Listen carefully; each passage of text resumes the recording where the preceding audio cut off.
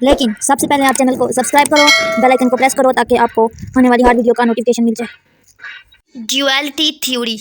अच्छा, इसमें आपने दो डेफिनेशन याद करनी है। ये आपने करनी है प्रीमल लीनियर प्रोग्रामिंग। अच्छा, यहाँ पे क्या है, for every linear programming problem there is an associated linear programming problem and if the performer problem is called primal linear programming problem the latter is called dual.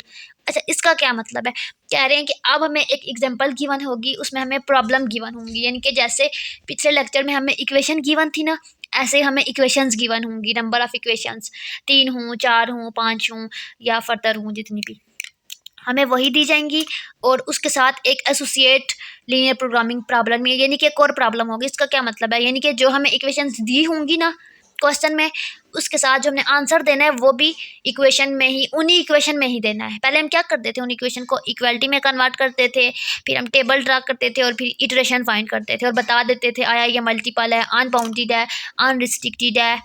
लेकिन अब हमने क्या करना है, अब हमें जो इक्वेशंस दी होंगी ना, वो उनका आंसर भी उन्हीं इक्वेशन में देना है, यानी कि associated with another linear programming problem. अच्छा जी, जो पहले हमें क्वेश्चन में दी गई होंगी ना इक्वेशंस, उसको हम कहेंगे primal linear programming problem and latter is called dual, यानी कि जो बाद में होंगे उसको हमें क्या कहेंगे, ड्यूल कहेंगे। अच्छा, एक ये डेफिनेशन यहाँ पे याद करनी है जस्ट, और एक और बात यहाँ पे ये देखें, the concept of duality is very much useful. Obtain additional information about the variation in the optimal solution when certain changes are affected in the constant coefficient sources availability objective function coefficient। ठीक है, this is termed as post optimality or sensitivity analysis। ये आपने दो definition याद करनी है यहाँ पे, एक ये और एक ये, ठीक है। और आपको ये पता होना चाहिए आपने कहाँ पे जाना है, आप प्रीमल से ड्यूल में। ये देखें, कह रहे हैं पहले प्रीमल लीनियर प्रॉब्लम होगी, फिर एंड में ड्यूल होगी। इसका क्या मतलब है, यहाँ पे देखें, ड्यूल फार्मूलेशन। अच्छा, ये वही ड्यूल फार्मूलेशन का क्या मतलब है, यानी कि फार्मूलेशन मीन फार्मूला अप्लाई करना, सॉल्व आउट करना, ठीक है, इसका ये मतलब है। तो कह रहे हैं इसको सॉल्व करने के कुछ स्टेप्स हैं। Step 1, for each constants in primal problem, यानी कि देखें हम कह रहे हैं जो पहली हमें प्रॉब्लम गिवन होगी उसको हम कहेंगे प्रीमल, ठीक है। और जो हम फाइंड करेंगे एंड में, जो हमारे क्या कह रहे हैं, associated with another problem called dual, जो दूसरी प्रॉब्लम होगी उसको हम कहेंगे ड्यूल, यानी कि अगर हमारे पास प्रीमल है तो एंड पे ड्यूल होगा। तो इसको कैसे सॉल्व करना है, क्या कह रहे हैं, for each constants in primal problem. Constants क्या होते हैं, मैंने आपको बताया था, जो हमारे पास सिंबल्स होते हैं इक्वेशंस के, एक लेफ्ट हैंड साइड पे नंबर्स होते हैं, वेरिएबल्स होते हैं, एक राइट साइड पे नंबर होते हैं और दरमियान में एक सिंबल होता है इनइक्वालिटी का, उसको कहते हैं कॉन्स्टेंट। तो कह रहे हैं कि जितनी भी इक्वेशंस होंगी ना स्टार्ट में, जितनी भी प्रॉब्लम होंगी, उनमें जो कॉन्स्टेंट्स होंगे इन प्रीमल प्रॉब्लम, यानी कि जो पहले वाली गिवन प्रॉब्लम होंगी उसको कहते हैं there is an associated variable in dual problem. तो उसके साथ वैसे ही वेरिएबल हमने ड्यूल प्रॉब्लम में लाने हैं। Next step, the element on right side of the constant in primal problem, यानी कि जो पहली वाली क्वेश्चन वाली प्रॉब्लम होगी ना, उसके राइट हैंड साइड के, यानी कि कांस्टेंट, यानी कि जो इनइक्वालिटी है उसके राइट हैंड साइड पे क्या करना है, are equal to respective coefficient of objective function of dual problem. अच्छा, ये इसका क्या मतलब है, देखें मैंने आपको बताया था, जो हमारे पास z इज इक्वल टू, जो वाट एवर हम पहली लाइन बनाते हैं जब इक्वालिटी में कन्वर्ट करने के बाद, उसको हम कहते हैं ऑब्जेक्टिव इक्वेशन। और जब हम टेबल बनाते हैं तो जो टेबल में पहली रो होती है उसको हम कहते हैं ऑब्जेक्टिव रो या ऑब्जेक्टिव फंक्शन, ठीक है। तो यहाँ पे ये कह रहे हैं कि जब जो हमारे पास ऑब्जेक्टिव फंक्शन है ड्यूल प्रॉब्लम में, ठीक है, ड्यूल यानी कि जो हम फाइंड करेंगे, प्रीमल तो हमें गिवन होगी ना, उसके साथ उसके जो हमारे पास कोफिशिएंट होंगे ऑब्जेक्टिव फंक्शन के, इनकी जो ऑब्जेक्टिव वाली इक्वेशन होगी ना, उसके साथ जो वेरिएबल के साथ कोफिशिएंट होंगे ना ड्यूल प्रॉब्लम में, वो किसके इक्वल होंगे, right hand side of constant of primal problem. जब एग्जांपल करोगे तो आपको मजीद क्लियर सही हो जाएगा, अभी आपको समझ नहीं आएगी। When the primal problem seeks maximization, अच्छा जब प्रीमल प्रॉब्लम मैक्सिमाइजेशन होगी तो ड्यूल में हमारे पास मिनिमाइजेशन होगी, ठीक है, अपोजिट होंगी। और इसके symbol, the minimization problem has constant of type दिव्स, कह रहे हैं अगर मिनिमाइजेशन है तो हमारे पास कांस्टेंट यानी कि इनइक्वालिटी का ये सिंबल होगा, और जब मैक्सिमाइजेशन है तो जब मिनिमाइजेशन है तो ये सिंबल होगा, ठीक है। Next step 5, the variable in both the problems are non negative, यानी कि नेगेटिव का क्या मतलब है, नॉन नेगेटिव जो नेगेटिव ना हो, यानी कि जो प्लस हों। बोथ प्रॉब्लम के जो हमारे पास वेरिएबल्स होंगे ना वो पॉजिटिव होंगे, समटाइम अनरिस्ट्रिक्टेड भी होंगे, ठीक है। और last step, the row of primal problem are change to column of dual problem, यानी कि जो रो होगी ना प्रिमल प्रॉब्लम की, गिवन प्रॉब्लम की, वो हमारे पास चेंज होगी ड्यूल प्रॉब्लम में। इसकी एग्जांपल कर लेते हैं ताकि आपको मजीद सही से समझ आ जाए। यहाँ पे देखिए हमें इक्वेशन गिवन है, नंबर ऑफ इक्वेशंस गिवन है, ठीक है। अच्छा, ये हमारे पास इनिशियल है, ठीक है, हमें क्वेश्चन में गिवन है। तो क्वेश्चन में जो गिवन है पहली वाली, इसको हम क्या कहते हैं, प्रिमल प्रॉब्लम। मैं पी लिख रही हूँ, ठीक है, पी प्रिमल लीनियर प्रोग्रामिंग, बस पी लिख रही हूँ, ठीक है। इसको हम कहते हैं प्रिमल प्रॉब्लम, यहाँ पे इसको हम कहते हैं प्रिमल प्रॉब्लम, ठीक है, हमें दी गई है। अब हमने जो आंसर फाइंड करना है, हमने क्या कहा था, इसके साथ एक और एसोसिएटेड होगी, उसको हम क्या कहेंगे, ड्यूल। ड्यूल को मैं डी डोनेट कर रही हूँ, ये वैसे ही मैं कर रही हूँ, ये आपने नहीं करना, आपने प्रॉपर लिखना है। यहाँ पे देखें, अगर यानी कि हमारे पास ये जो इक्वेशन गिवन है ये प्रिमल में है, और जब हमने आंसर देना है वो ड्यूल में देना है, तो यानी कि हमारे पास इक्वेशन आंसर बिल्कुल ऐसा हो। आंसर में भी हमारे पास कितनी इक्वेशन है, 2, 3 और 4, ये देखिए हमारे पास 4 इक्वेशन है। हमारे पास आंसर में भी 4 इक्वेशन होंगी, और एक ऐसी कंडीशन हो बिल्कुल, और एक ऐसा जी वेरिएबल हो, ठीक है, लेकिन वो उसको हम नाम देंगे ड्यूल का। तो फर्स्ट स्टेप देख लेते हैं, हमने फर्स्ट स्टेप में क्या करना था। For each constant in primal problem there is associated variable in dual problem. यहाँ पे देखिए इसका स्टेप 1, यहाँ पे यही बात बता रहे हैं कि हमारे पास यहाँ पे वी हैव, आप स्टेप 1 पे नज़र रखें अपनी, we have 4 constants in the primal problem, यानी कि जो हमें गिवन प्रॉब्लम है यहाँ पे उसमें हमारे पास 4 कॉन्स्टेंट हैं। ये देखें 1, 2, 3 और 4, ये 4 हमारे पास इक्वेशन के इनइक्वालिटी वाले सिंबल्स हैं। ये तो जनरल वाला फॉर्म है, और ये हमारे पास ऑब्जेक्टिव फंक्शन है, फर्स्ट जी या ऑब्जेक्टिव रो, ठीक है, primal problem. So we choose 4 dual variables. हमारे पास अगर हमारे पास 4 हैं कॉन्स्टेंट्स, तो हमारे पास ड्यूल के जो हम वेरिएबल सेलेक्ट करेंगे, ये देखें ना, इसको हम क्या कहते हैं, ये x1 x2 x3 ये हमारे पास वेरिएबल हैं, ठीक है। तो कह रहे हैं जितने हमारे पास प्रिमल में यानी कि गिवन इक्वेशन में कांस्टेंट होंगे, उतने ही हमारे पास ड्यूल के लिए वेरिएबल होंगे। तो सबसे पहले हम वेरिएबल सेलेक्ट करते हैं। तो यहाँ पे देखें, यहाँ पे जो गिवन इक्वेशन है प्रिमल वाली, उसमें x है, तो ड्यूल के लिए हम y रख लेते हैं। तो y हमारे पास कितने होने चाहिए, y हमारे पास 4 होंगे, y1 y2 y3 y4, ठीक है। ये यही बात कह रहे हैं ना, यहाँ पे देखें ये यही बात कह रहे हैं, y के भी 4 होंगे। तो connect this variable with right hand side of the each constant. तो यहाँ पे हमने क्या करना है, यहाँ पे लिखना है, ये जो राइट हैंड साइड है ना इक्वेशन की, यहाँ पे लिखना है।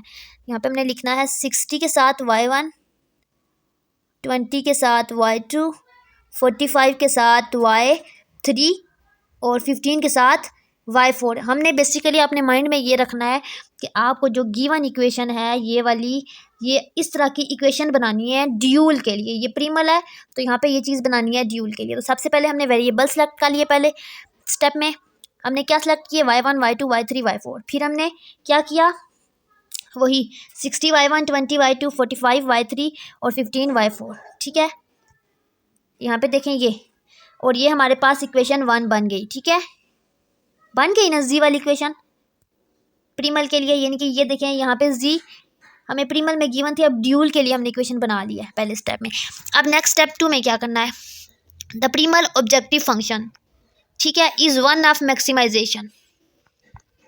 ये देखें यहाँ पे कह रहे हैं कि ये जो प्रिमल का ऑब्जेक्टिव फंक्शन है, हमें यहाँ पे प्रिमल जो गिवन है उसका जो ऑब्जेक्टिव फंक्शन है ये वाला, इसमें हमारे साथ कहा गया है कि ये मैक्सिमाइज हो रहा है। तो हमने क्या कहा था, अगर प्रिमल मैक्सिमाइज हो रहा है तो ड्यूल मिनिमाइज होगा, दोनों अपोजिट हैं। तो यहाँ पे मैक्सिमाइज हो रहा है तो ड्यूल के लिए हम क्या कंडीशन रखेंगे कि ये मिनिमाइज है। अगर ये मैक्सिमाइज होता ना तो हम मिनिमाइज रखते हैं, तो यहाँ पे हम मिनिमाइज रखेंगे। ये देखें यहाँ पे साथ ही इन्होंने बोल दिया है कि मिनिमाइज है, और ये जी वाली इक्वेशन आ गई, ऑब्जेक्टिव फंक्शन या ऑब्जेक्टिव इक्वेशन आ गई। अब स्टेप 3 में हमने करना क्या है, कंसीडर द प्रिमल प्रॉब्लम, यानी कि जो हमें स्टार्ट वाली प्रॉब्लम गिवन है primal problem, the matrix form with constant coefficients as element in matrix is transposed. यहाँ तक पूरी नहीं समझ आएगी, यहाँ तक देखें। द मैट्रिक फॉर्म विथ ई constant coefficients are element in matrix, ठीक है। इसका क्या मतलब है? कॉन्स्टेंट इनइक्वालिटी, कोफिशिएंट जो हमारे पास कोफिशिएंट्स होते हैं, क्या कह रहे हैं कि ये जो हमारे पास कोफिशिएंट्स होंगे ना, उनको हमने एक मैट्रिक की फॉर्म में लिखना है सबसे पहले। ठीक है, कह रहे हैं जो हमारे पास गिवन कंडीशन है ना, ये प्रीमल के लिए, ये वाली, ये प्रीमल के लिए गिवन है, इसको हमने मैट्रिक की फॉर्म में करना है। कैसे? यहाँ पे देखिए, ऑब्जेक्टिव फंक्शन को तो छोड़ देना, ड्यूल का ऑब्जेक्टिव फंक्शन हमने ढूंढ लिया, ड्यूल की हमने ये वाली लाइन बना ली है और बता दिया मिनिमाइज। अब हम ये वाली 3 लाइन बनाना चाह रहे हैं, तो हमने करना क्या, सबसे पहले मैट्रिक बनाना है एक, ये देखें मैट्रिक बनाना है, और यहाँ पे आपने लिखना है x1 x2 और x3, ठीक है, 3 x है ना। तो अब पहली वाली इक्वेशन को यहाँ पे देखें, पहली वाली इक्वेशन में अब इनके कोफिशिएंट्स देखने, तो पहली वाली इक्वेशन का जो पहला वर्ड है वो क्या है, x1 है, तो x1 के साथ कौन सा कोफिशिएंट है, 1, कौन सा है। फिर आपने देखना है इसके,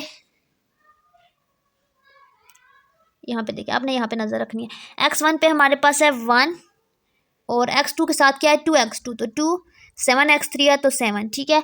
नेक्स्ट नीचे वाली सेकंड इक्वेशन में देखें, x के साथ 2, x के साथ 2 और 2x2 के साथ कुछ भी नहीं है तो 0 और लास्ट वाले के साथ 3, ठीक है। नेक्स्ट वाली में 0x, इसमें सारा कुछ 0 है, जस्ट x3 की जगह पे 1 आ जाएगा, ठीक है। यहाँ पे 3 आ गई, हमने कुछ मिस्टेक की है, हाँ मिस्टेक किया हमने, क्या मिस्टेक किया है, यहाँ पे हमारे पास 4 वाली ऊपर वाली रो हमने लिखी नहीं है, ये वाली लिखनी है, तो x1 0 4 और 5, लास्ट में क्या लिखना है, सारा कुछ 0 0 और x3 वाली 1 हमने मैट्रिक फॉर्म में लिख लिया। अब इसको बेसिकली हमने मैट्रिक फॉर्म में इसलिए लिखा कि हमें ये 3 इक्वेशंस जो हमें गिवन है ना, ये इस तरह की इक्वेशंस बनानी है हमें ड्यूल के लिए। हमारा बेसिक कंसेप्ट क्या है, प्रीमल से ड्यूल बनाना है, जैसे प्रीमल इक्वेशन है वैसे ड्यूल में बनानी है। जी वाली बना ली है, मिनिमाइज की कंडीशन लगा दी है। अब हम इसके लिए क्या करना है, अपने इस इक्वेशन के लेफ्ट साइड पे जितने भी वेरिएबल के साथ कोफिशिएंट्स थे उनको एक मैट्रिक फॉर्म में लिखा, ठीक है। अब यहाँ पे नीचे देखें, इन्होंने मैट्रिक फॉर्म में लिख लिया, ये जो मैंने लिखा ये वही चीज़ है, ठीक है, ये वही बता रहे हैं। अब इन्होंने करना क्या है, ये जो मैट्रिक फॉर्म में लिखा हुआ है इसका ट्रांसपोज लेना है, तो ट्रांसपोज लेंगे, ट्रांसपोज आपको लेना आता होगा, तो इसका ऑर्डर चेंज हो जाएगा। ट्रांसपोज में क्या करते हैं, रो कॉलम में चेंज हो जाती है और कॉलम रो में, तो ट्रांसपोज के बाद हमारे पास ये फॉर्म आ गई, ठीक है। अब आपने करना क्या है, बेसिकली अब आपने इक्वेशंस बनानी है। तो इक्वेशंस बनाने के लिए हमारे पास देखें, सबसे पहले तो जी वाली इन्होंने टॉप पे लिख लिया, मिनिमाइज वाली कंडीशन है और जी की इक्वेशन इन्होंने लिख ली। अब नीचे इन्होंने इसके नीचे वाला देखें, क्योंकि सेम वैसे ही हमने लिखना है, इसके नीचे वाले को देखें यहाँ पे। अब आपने फोकस कहाँ पे रखना है, एक तो आपका फोकस यहाँ पे इन इक्वेशंस पे होना चाहिए और एक आपका इस ट्रांसपोज वाले मैट्रिक पे, इसको साथ कंपेयर करना है हमने, ठीक है। तो इन्होंने यहाँ पे आपने फर्स्ट रो को देखें 1 2 0 0, तो पहला वाला 1 है तो यहाँ पे y1, इसको y का नाम दिया था ना, y1 2 3 4, y4 तक सेलेक्ट किया था तो y1 का नाम दिया, और उसके साथ आगे 2 था तो यहाँ पे 2y2 लिखा, ठीक है, 2y2 लिखा। उसके बाद देखें यहाँ पे 0 था तो x3 हमने 0, यहाँ पे नहीं y3 की जगह पे हमने यहाँ पे y3 के बजाय 0y3 हो जाता, तो 0 नहीं लिखा, 0 हो जाता। फिर इसी तरह यहाँ पे ऊपर जो 0 है मैट्रिक में लास्ट 4 यहाँ पे, तो यहाँ पे 0y4 आ जाता, तो वो भी स्किप कर दिया 0 वाले, ठीक है, ये हो गया। इसी तरह आपने क्या करना है, इसी तरह आपने ये सेकंड, इस मैट्रिक का सेकंड कॉलम के साथ ही सेकंड वाली लिखनी है, फिर थर्ड के साथ थर्ड वाली और 4 के साथ 4 वाली, यानी कि जब हमने चारों लिख ली, अब हमने क्या करना है, अपने यहाँ पे ये कॉन्स्टेंट्स लगाने, ये देखिए कॉन्स्टेंट्स जो हैं, और लास्ट में अपने कंडीशन देनी है कि हमने y1 y2 y3 y4 4 variable लिए थे और जो कि ग्रेटर देन इक्वल टू 0 थे, ये तो फिक्स है ना, ग्रेटर देन इक्वल टू 0 है, ठीक है। ये चीज़ भी अब हमारे पास ये चीज़ भी आ गई है, ये चीज़ भी सारी आ गई है। अब हमारे पास क्या रह गया, एक तो हमारे पास ये राइट हैंड साइड रह गया और एक हमारे पास ये जो कॉन्स्टेंट हमने यूज़ किए ना ये रह गए, ये कैसे लगाने, तो यहाँ पे देखिए लास्ट में तो आपने यही लिखना होता है, ग्रेटर देन 0 होता है, क्योंकि ये इक्वेशन नहीं है, ये जस्ट बता रहे हैं कि कौन कौन से वेरिएबल यूज़ हो रहे हैं।